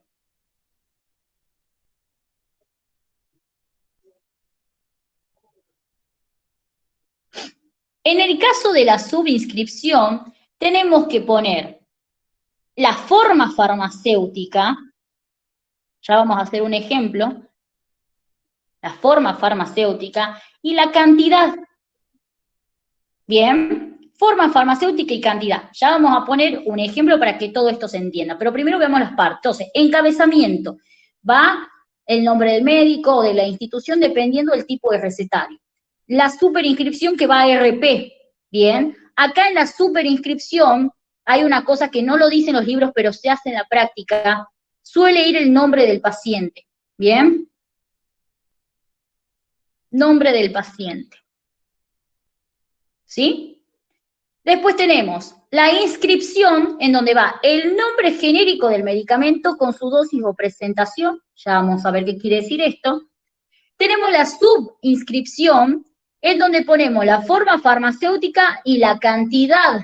Bien, ya vamos a ver qué quiere decir esto también, ¿sí? Y por último, tenemos los requerimientos legales. Recuerden que la receta es un documento médico legal, por ende, tiene que estar la fecha, la firma del médico,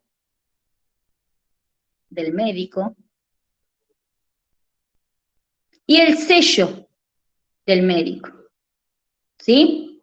Fecha de la prescripción, firma del médico y el sello del médico, ¿bien? Ahora, otra cosita que no dicen los libros, pero también se hace, es muy importante que en una receta, chicos, en la subinscripción además se ponga el diagnóstico, ¿bien? Esto sí se hace en la práctica, no lo dicen los libros, pero se hace. ¿Por qué es importante? Porque si es un documento médico legal, yo tengo que poner el diagnóstico del paciente para justificar por qué le estoy prescribiendo esto, ¿sí? ¿Por qué le estoy prescribiendo al paciente este antiinflamatorio, por ejemplo? ¿Por qué le estoy prescribiendo al paciente este analgésico? Bien, tengo que justificar entonces, como en los libros no lo dice, pero en la práctica sí se hace, lo tienen que saber.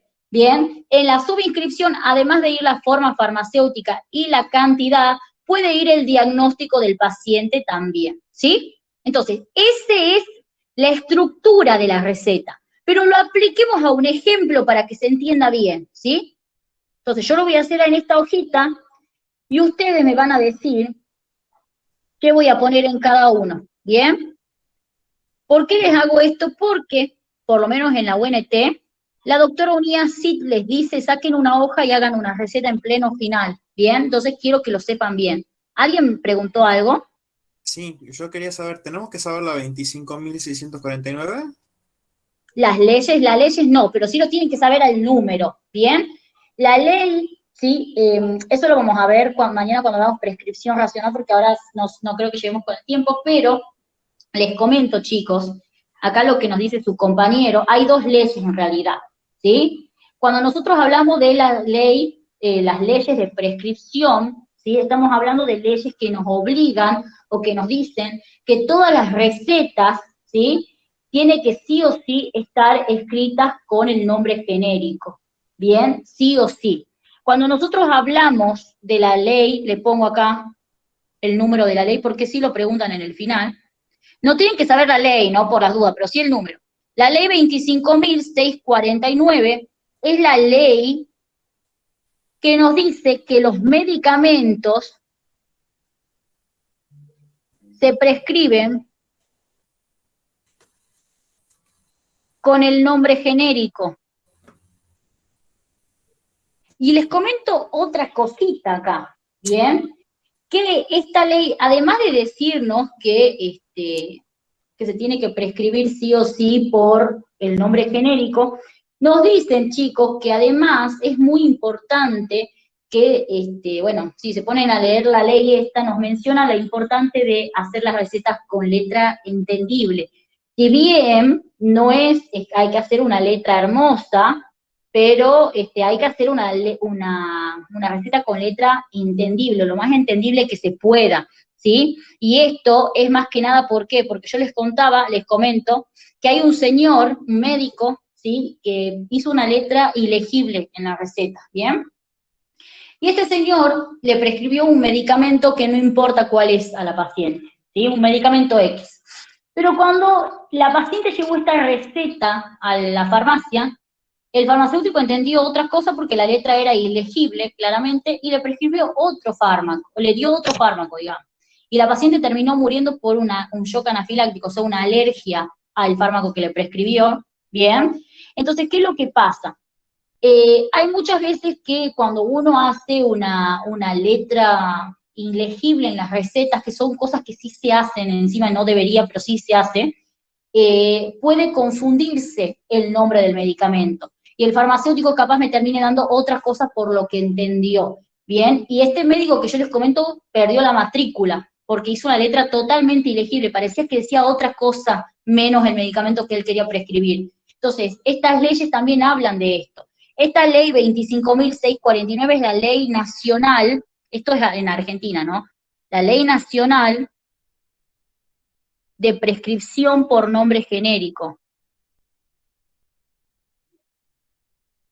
Pero les comento por nombre genérico. Pero les comento, chicos, que también hay una ley provincial, ¿sí? A nivel de lo que es Tucumán, que es la ley 7.230. Es la misma, digamos, o sea, también nos dice lo mismo, que hay que prescribir con el nombre genérico. La doctora Unías en la UNT pregunta siempre estas dos leyes. Les pregunta, ¿cuál es el número de la Ley Nacional de Prescripción? 25.649. ¿Y cuál es el número de la Ley Provincial de Prescripción? 7.230. Bien, esas son cosas como que las veremos más en detalle mañana, pero ya que lo trajo su compañero, está bueno que lo vayan anotando desde ahora, ¿sí? Entonces, ahora sí pasemos a un ejemplo acá. Vamos a poner un ejemplo como recién están viendo receta ustedes, vamos a poner un ejemplo sencillo. Les comento que el ibuprofeno es un fármaco de venta libre, ¿bien? Pero lo vamos a poner acá como si fuera un fármaco que se necesita receta, ¿bien? Para que podamos entenderlo con un ejemplo de un fármaco sencillo a la constitución de la receta. Entonces vamos a poner, ¿qué va acá arriba? Ustedes me dicen. En nombre El encabezamiento. de la institución. Este es el encabezamiento, perfecto, puede ir diferentes cosas según el tipo de recetario, ¿bien? Aquí, en la superinscripción, ¿qué va? El RP o en la práctica el nombre del paciente. Perfecto. RP y el nombre del paciente. Vamos, RP y pongamos, no sé, mi nombre. Florencia Miranda, ¿sí?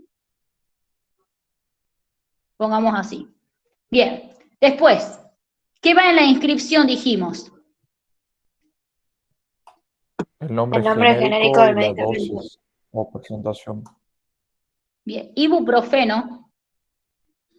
Y acá, ¿por qué les pongo dosis o presentación? Porque, por ejemplo, si nosotros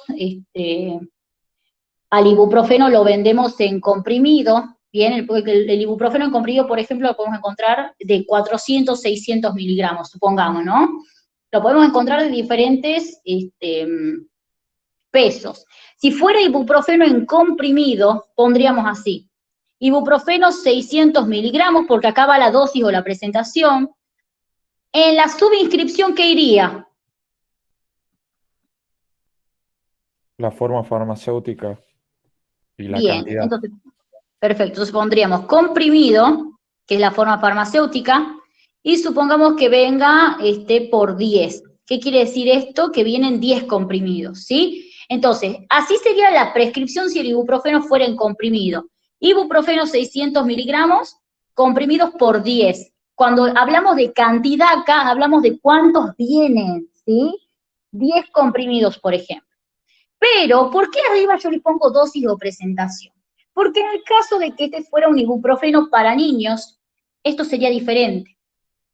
Sería, supongamos acá, ibuprofeno, les comento que el ibuprofeno en jarabe para niños, ¿sí? Viene al 2 y al 4%, ¿bien? Entonces, supongamos que estamos haciendo ibuprofeno al 4%, ¿bien? Entonces, tenemos el nombre genérico del medicamento, pero acá estamos hablando de la presentación más que de la dosis, ¿bien? Por eso es que ustedes tienen que ahí tener en cuenta que podemos poner tanto la dosis como la presentación. En el caso del jarabe o de los colirios, las gotitas que vienen para los ojos, muchas veces vamos a tener que poner acá la presentación, ¿sí? Cuando hablamos de que es ibuprofeno al 4%, estamos hablando más que nada de la concentración. Todo esto son soluciones, ¿bien?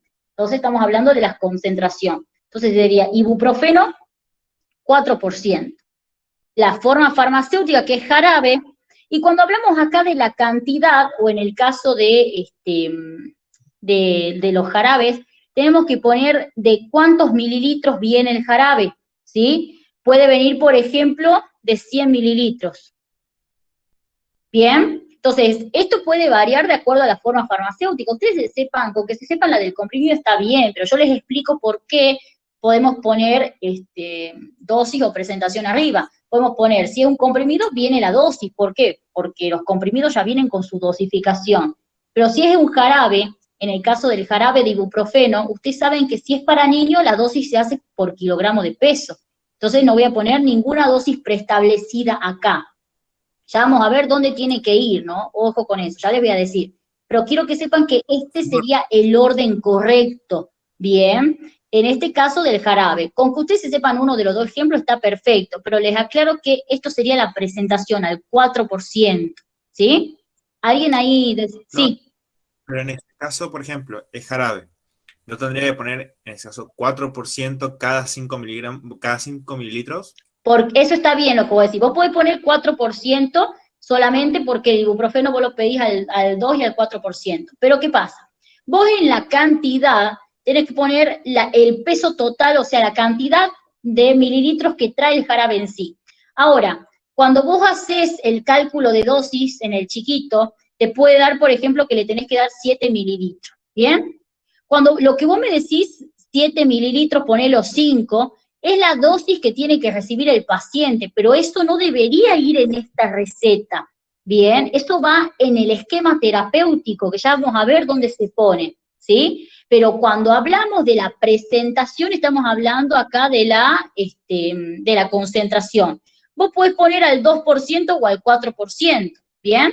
Forma farmacéutica, abajo pones la cantidad, o sea, cuántos mililitros trae el potecito, que puede ser 100, 180, 110 mililitros, vienen diferentes cantidades, ¿bien?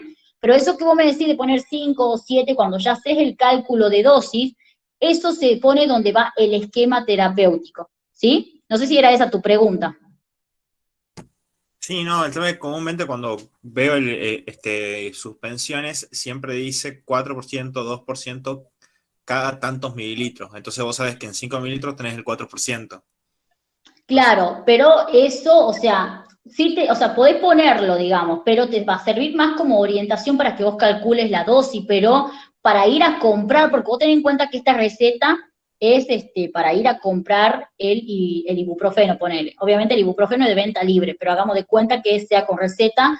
Entonces, vos le decís, bueno, señora, tome, cómprese en la farmacia un ibuprofeno 4%, le da esto. La señora le dice, deme un ibuprofeno 4% y ya se sabe lo que le tiene que dar, ¿bien? O sea, lo que vos me decís de la constitución, por ejemplo, en los antibióticos que vienen en jarabe para los niños, ¿sí?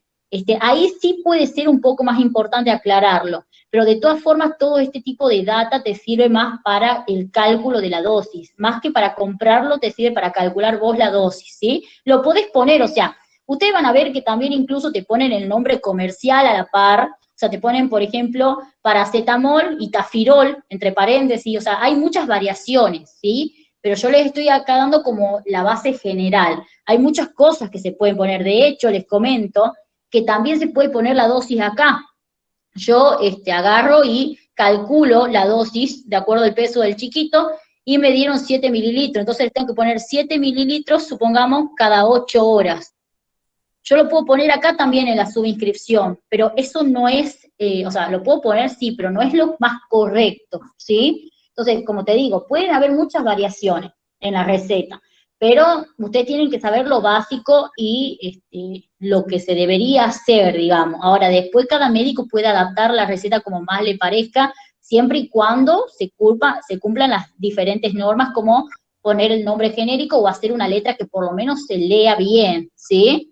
Pero esas son variaciones, o sea, sí lo podés poner, como podés poner el nombre comercial también entre paréntesis, ¿bien? Son variaciones diferentes. Pero el de aclarar, como vos me decís, que vienen, no sé, 4 mililitros, 4%, 4 miligramos, ponerle cada tanto mililitro, lo podés aclarar como no, ¿bien? No es necesario, ¿sí? No sé si está claro. Entiendo. ¿Sí? Pero, por ejemplo, que vos me decís, o sea, esto que yo te estoy poniendo acá, el ibuprofeno 4%, podés ponerlo, como vos decís también, ibuprofeno 4%, que quiere decir que viene 4 gramos cada 100 mililitros. Si vos lo pones así, acá borremos, si vos pones 4 gramos cada 100 mililitros, es lo mismo que poner al 4%. ¿Bien? Entonces, como son dos formas diferentes de ponerlo, no sé si se entiende. Sí. ¿Sí? Bien. Bueno, entonces, acá como les comento, ustedes pueden ponerlo así, ¿sí? Y también otra forma de hacer la receta que las pueden ver mucho es poner ibuprofeno y a la par supongamos ibupirac. Ibuprofeno es el nombre genérico, ibupirac es el nombre comercial, es uno de los tantos nombres comerciales que vienen. Entonces vos podés poner ibuprofeno entre paréntesis ibupirac y podés poner al 4% o lo podés poner como dijo su compañero también, 4 miligramos, ¿sí? 4 gramos, perdón, cada 1000 mililitros, que como les digo, es lo mismo que poner al 4%. O sea, hay variaciones. Esto de poner el nombre comercial no siempre es racional, ya vamos a ver por qué. ¿Sí? Pero supongamos que lo dejemos así, 4%, y acá ponemos 1000 mililitros. ¿Bien? Entonces, esa sería mi receta. Bueno, acá irían todos los requerimientos legales, firma, qué sé yo, sello, ¿bien? Y la fecha. ¿Bien? Y acá abajo, ¿qué faltaría en la subinscripción? El diagnóstico. Perfecto, el diagnóstico. Supongamos que, no sé, este chiquito sufrió un TEC, un traumatismo encefalocraneano, o sea, se golpeó la cabeza con algo, ¿sí? Tiene un chichón, yo le doy ibuprofeno, se le puede dar, bien, le doy ibuprofeno, supongo TEC, supongamos con herida. Bien, o sea, el chiquito se golpeó la cabeza y se lastimó, le hice una sutura y le prescribo ibuprofeno para que no se inflame la zona o para que ya se desinflame, ¿sí? Entonces, esa sería la receta. Ahora, pregunta de examen, chicos. ¿Qué es el esquema terapéutico? Cuando yo doy la receta, no doy una sola hojita. Por prescripción racional, tengo que dar 2. En una de las hojas, yo voy a hacer lo siguiente. Vamos a poner ahí. Bueno, en una de las hojas, yo voy a poner todo lo que vimos recién. Pongamos de nuevo acá, ibuprofeno al 4%, jarabe, ¿sí? 100 mililitros. ¿Bien? Voy a poner todo esto. Y siempre que voy a dar la receta tengo que dar una hoja con la prescripción y otra hoja con las indicaciones. Esto forma parte de una prescripción racional. En la hoja de las indicaciones va el esquema terapéutico, ¿sí? ¿Y qué es el esquema terapéutico? Yo se los pongo acá. Esto es pregunta de examen. Cuando hablo de esquema terapéutico, hablo de poner la dosis, el intervalo de dosis y la duración del tratamiento. Dosis, intervalo de dosis y duración del tratamiento, ¿sí? Entonces, ¿qué tendría que poner yo acá en el esquema terapéutico? Ustedes anoten que esquema terapéutico es esto, ¿no? Dosis, intervalo de dosis y duración del tratamiento. Entonces, si borro esto, ¿ya lo anotaron? ¿Qué va en el esquema terapéutico? Sí, Bien, Flor. bueno, entonces, Sí, Flor. perfecto. Entonces, ¿cómo tendría que plasmarlo yo acá? Bueno, yo sé que la receta puse ibuprofeno al 4%, jarabe cada 100 mililitros, ¿sí? Les comento que para dar el ibuprofeno al 4% a un chiquito lo que hago es agarrar el peso, por ejemplo, que pese 20 kilos, ¿sí? Y divido el peso por 4, ¿bien? Acá les anoto por si les interesa la data. Lo que tengo que hacer es dividir el peso. Si le doy el ibuprofeno al 4%, si se lo doy al 4%, por ejemplo, al chiquito, recuerden que siempre es por peso en pediatría, ¿bien? Entonces, si le doy el ibuprofeno al 4%, divido el peso, que serían 20 kilogramos, lo divido en 4 y me da 5. Entonces, la dosis que le tengo que dar al chiquito son 5 mililitros. Si le diera ibuprofeno al 2%, tengo que dividir el peso en 2. Bien, 20 kilogramos dividido en 2. Bien, y ahí obtengo la dosis, ¿sí? Entonces, el 2%, el 4% divido el peso en el porcentaje. En este caso, que lo damos al 4%, ¿sí? Vamos a poner que la dosis van a ser entonces 5 mililitros. El ibuprofeno al 4% se puede dar cada 6 u 8 horas. Pongámosle cada 8 horas. Por las dudas, en caso de las UNT que son medio quisquillosos, no habría que poner la fórmula que son 40 miligramos por kilo de peso. No, no, no.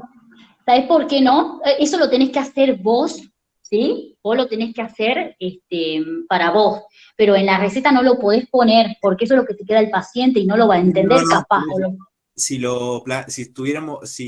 nos llegaran a preguntar el examen a nosotros, en vez de decir dividir en 4 el peso porque era el 4%, no deberíamos decir 40 miligramos por kilo de peso. Lo podés, claro, o sea, lo podés decir de la forma que vos quieras, ¿sí? O sea, no, nunca escuché. Yo digo por No, claro. O sea, nunca escuché que se quejen en decir en que tenés que dividir el peso en 4, ¿sí? Bien. Por las dudas. Así Perfecto. que lo puedes decir de esa forma. Igual esto, como les digo, es una data extra. Nunca lo escuché que lo tomen, pero por las dudas yo se los doy. Pero puedes decir así como vos decís, o que tenés que dividir el peso en 4, ¿sí? Pero bueno, estas son como más cosas que, ¿por qué no les van a hacer problema por eso? Porque no son cosas que vos tengas que plasmar en la receta, ¿sí? En la receta, ¿qué vas a poner? La dosis, 5 mililitros, la duración o el intervalo de dosis, o sea, cada cuánto, cada 8 horas, y la duración del tratamiento. En el caso de este paciente que tuvo un TEC con herida, por lo general con que le des por 3 días, es suficiente, ¿bien?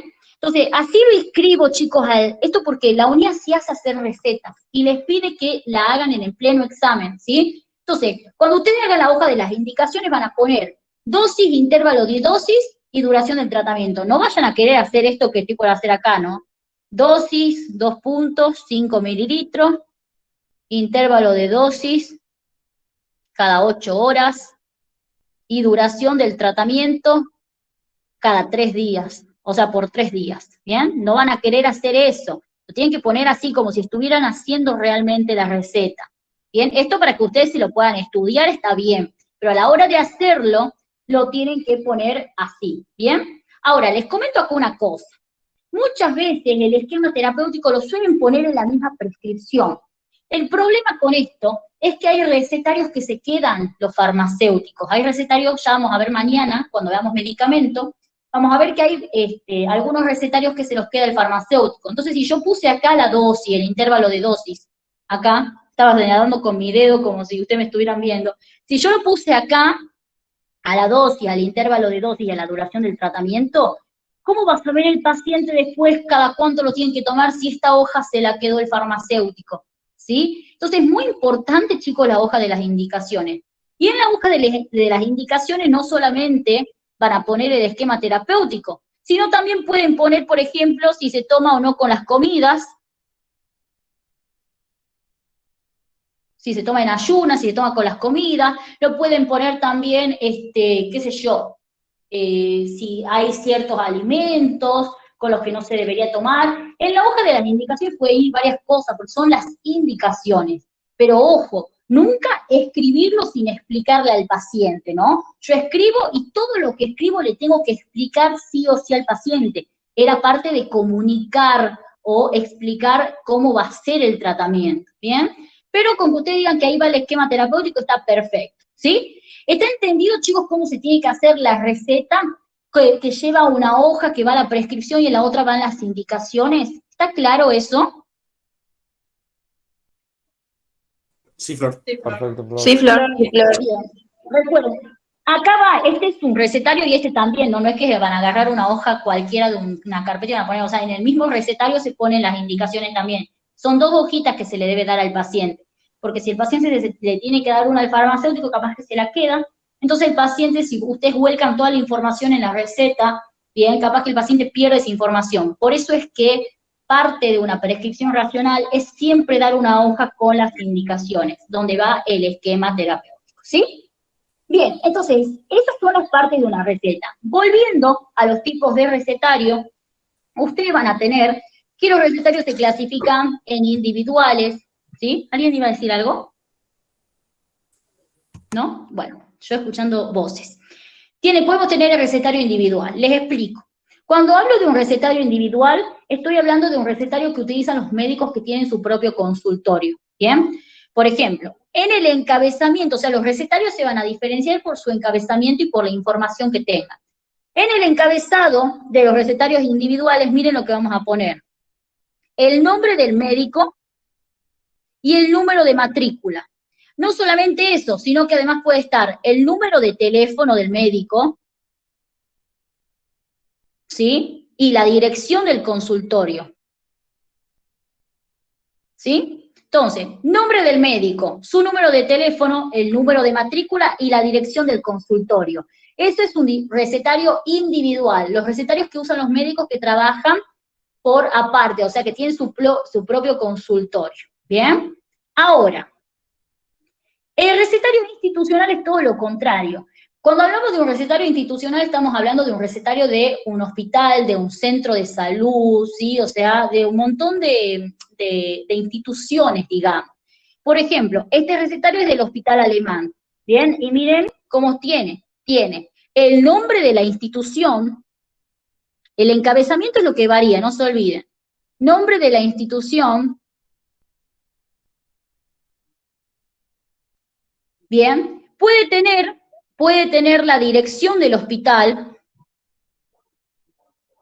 y ojo, que puede tener también, chicos, el número de matrícula del médico que está atendiendo. Ustedes saben que en los hospitales hay consultorios externos, ¿bien? Y en esos consultorios externos puede haber servicio de gastroenterología, no sé, de neumo, de cardio, puede haber un montón de servicios. Entonces, cada uno de esos servicios puede tener un recetario que aclare de qué servicio viene la prescripción, ¿sí? Son cosas que pueden pasar. Por ejemplo, si van a la parte de cirugía del Hospital de Niños de acá de Tucumán, van a ver que los recetarios dice Hospital de Niños, dice la dirección y aclara que es de la parte de cirugía pediátrica, ¿bien? O sea, los recetarios varían. Un recetario institucional se caracteriza por tener el nombre y la dirección de la institución.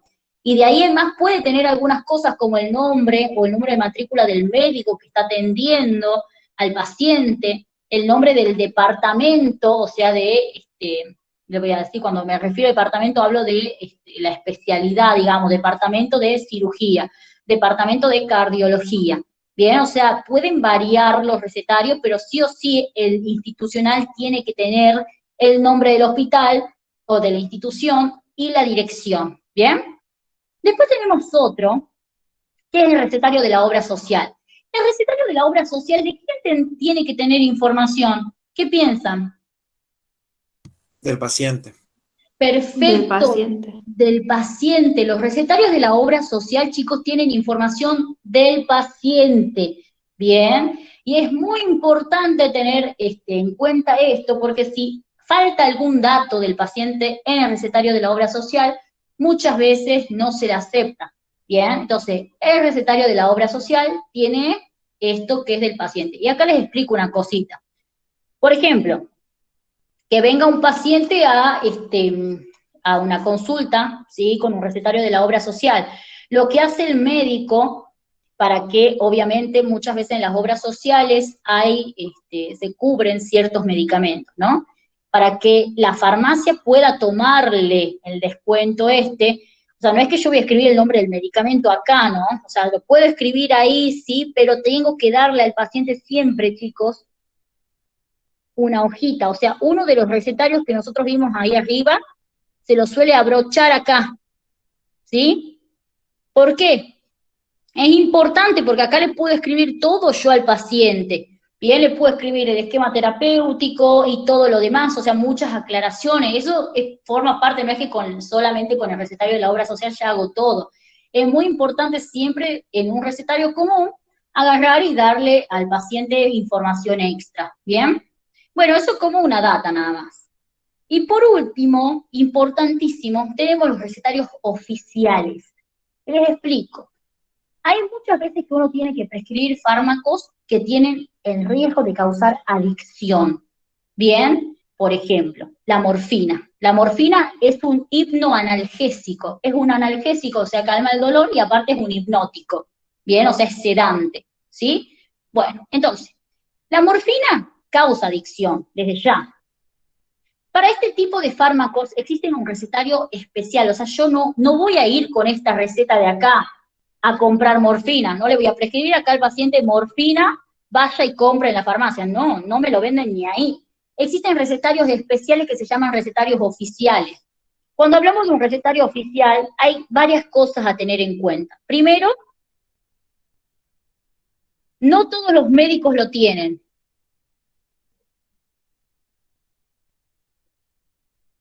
¿Sí? No todos los médicos lo tienen. Les hago una pregunta. ¿El recetario de la obra social, quién lo consigue, el médico o el paciente? El paciente. El paciente. Bueno, acá está al revés. El recetario oficial lo consigue el médico, pero no cualquier médico. Un médico que trabaje con fármacos que puedan generar dependencia o adicción. Los psiquiatras pueden tener este tipo de recetarios, ¿bien? Especialistas del dolor pueden tener este tipo de recetarios. ¿Bien? Oncólogos pueden tener este tipo de recetarios. Entonces, este tipo de recetarios oficiales no lo tienen todos los médicos. ¿Quién lo consigue? El médico. ¿Y qué médico lo va a conseguir? Pueden ser psiquiatras, oncólogos, Paliativistas. también, especialistas del dolor, ¿sí? ¿Y por qué les aclaro esto, chicos? Porque todos estos médicos, en todas estas especialidades, en las enfermedades de dolor crónico, bien, por ejemplo, enfermedades de dolor crónico, dolor muy intenso, en el cáncer, bien, por ejemplo, también en patologías psiquiátricas se usan fármacos que pueden generar adicción o dependencia. Entonces, todos estos médicos están suscriptos, bien, están suscriptos a un sistema de vigilancia y control de sustancias que generan dependencia. Dependencia, no sé por qué lo puse tan separado. ¿Sí? Es una subsecretaría.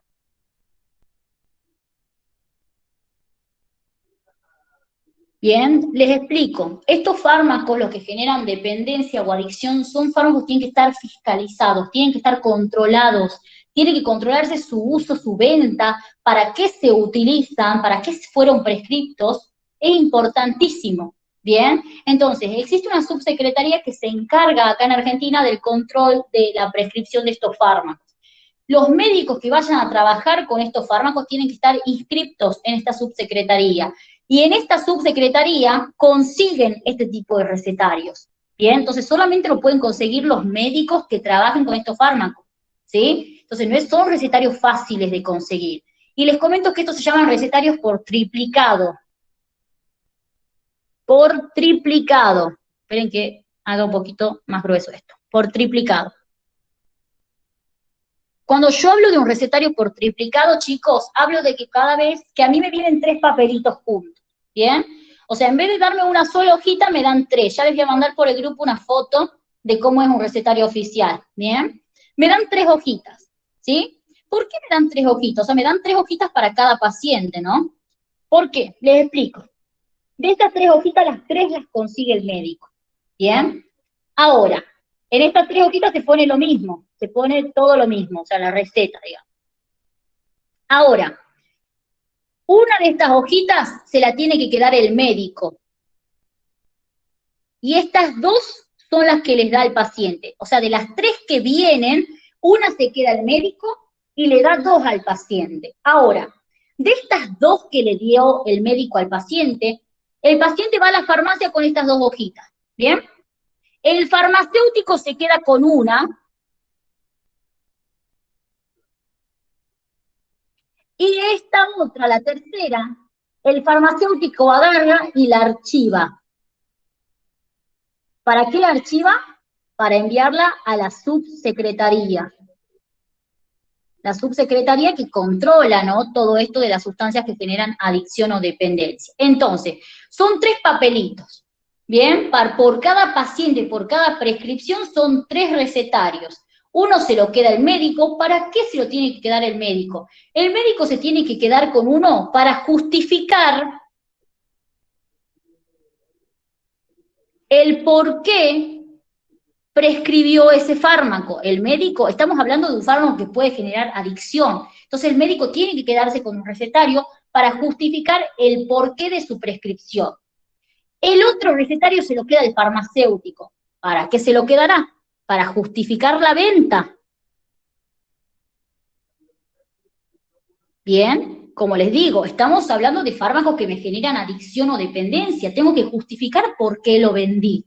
Bien, y el tercer recetario se archiva, bien, y es mandado a esta subsecretaría. ¿Para qué?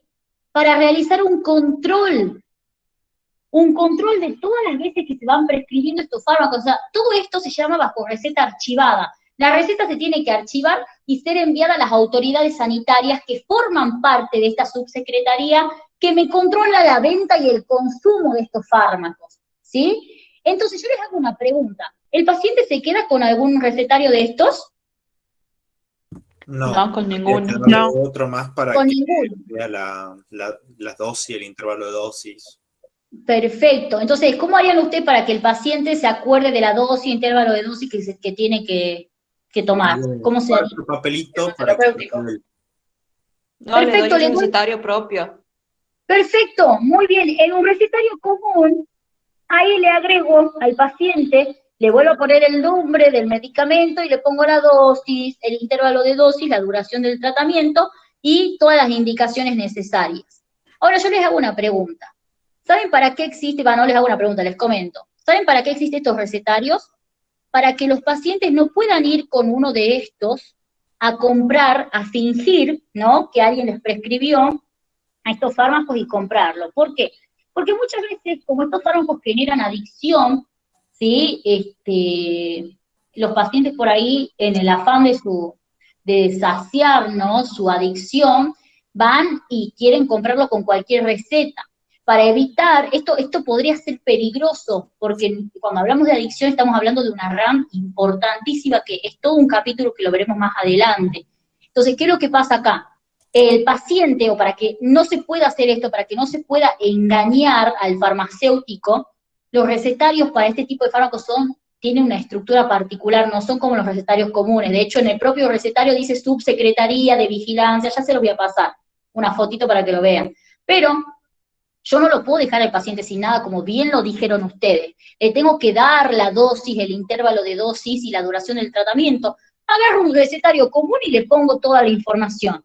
Ahora, si el paciente llega a intentar ir a la farmacia y llega a intentar comprar el medicamento de nuevo con este recetario, no le va a servir de nada su intento, porque esos medicamentos solamente se comercializan con los recetarios oficiales.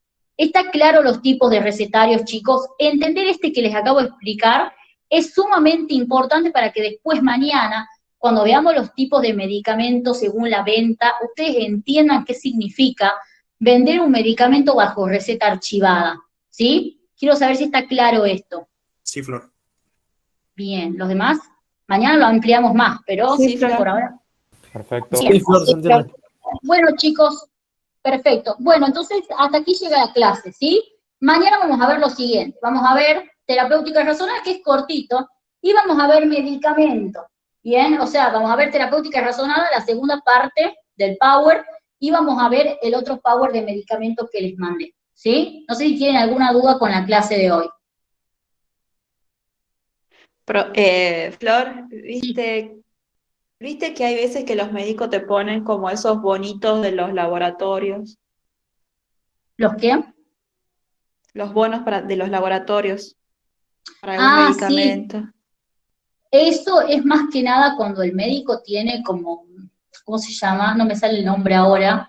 Convenio. Como que, eso, un convenio con CERA. Tiene un convenio con el laboratorio, bien, y eso no, o sea, no está mal, pero tampoco está del todo bien, porque ustedes acuérdense, mañana vamos a ver bien, pero cuando uno prescribe, nunca tiene que hacerle propaganda a ninguna marca, eso no forma parte de la prescripción racional, ¿sí? Por eso yo no puedo prescribir Ibupirac, porque si yo prescribo Ibupirac, le estoy prescribiendo al paciente una marca, no le estoy prescribiendo un medicamento, ¿bien? Entonces sí, se puede hacer eso del bono, como que también para que al paciente le salga un poco más accesible.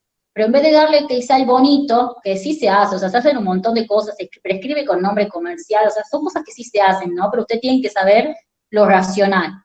Le puedo prescribir, en vez de darle con un bono y limitarlo a comprar de un laboratorio, le puedo prescribir un fármaco, un genérico, y que sea esencial, o sea, uno accesible, ¿sí? Pero sí existe eso también. Bueno, no sé si esa era tu pregunta. O la Anzapina, que nunca es barata, jamás es barata. El laboratorio que da, creo que se llama Midrax, la marca comercial, literalmente regala bonos a los médicos de 2x1. O sea. Claro, es que en medicamentos que cuando vos no tenés otra alternativa, y hay medicamentos que son costosos siempre, bien, están buenos esos bonos porque le brinda accesibilidad al paciente, ¿sí? Así que eso sí está, si lo vemos desde ese lado, sí está bueno, pero como te digo, para obtener esos bonos los médicos suscriben convenios con los laboratorios, ¿sí? Bien, Flor, gracias. No, de nada. Flor, ¿Alguna otra duda? Sí, Juli, no sí. me duda, pero mañana, o sea, yo mañana voy a subir a Tafí, voy a salir a las 6 de la mañana de acá, lo hago bien temprano, por